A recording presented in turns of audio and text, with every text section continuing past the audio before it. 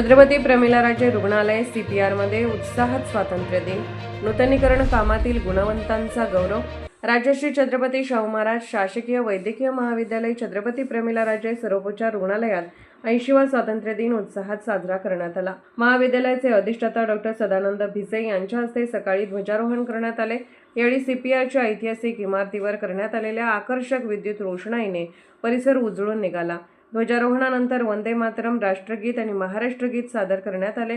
CPRच्या ऐतिहासिक इमारतीच्या मुख्य स्तंभाचे पूजन करण्यात आले।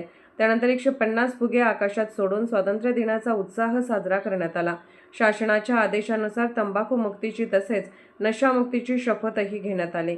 दरम्यान CPRच्या नुकत्याच पूर्ण झालेल्या नूतनीकरणाच्या कामात उत्कृष्ट कामगिरी बजावणाऱ्या ठेकेदार, सार्वजनिक बांधकाम विभागातील अधिकारी, कर्मचारी आणि बांधकाम समितीच्या सदस्यांचा स्मृतिचिन्ह देऊन सत्कार करण्यात आला।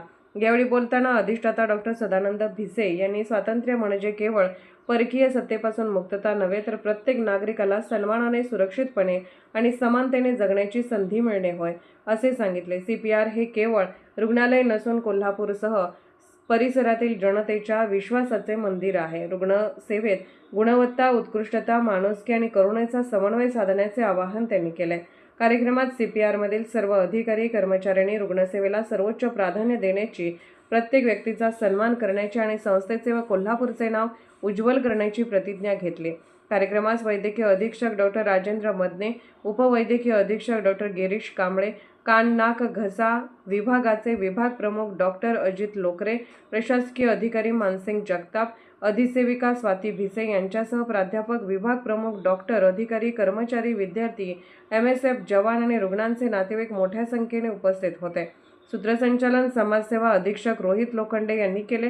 आभार उपवैद्यकीय अधीक्षक डॉ. गिरीश कांबळे यांनी मानले।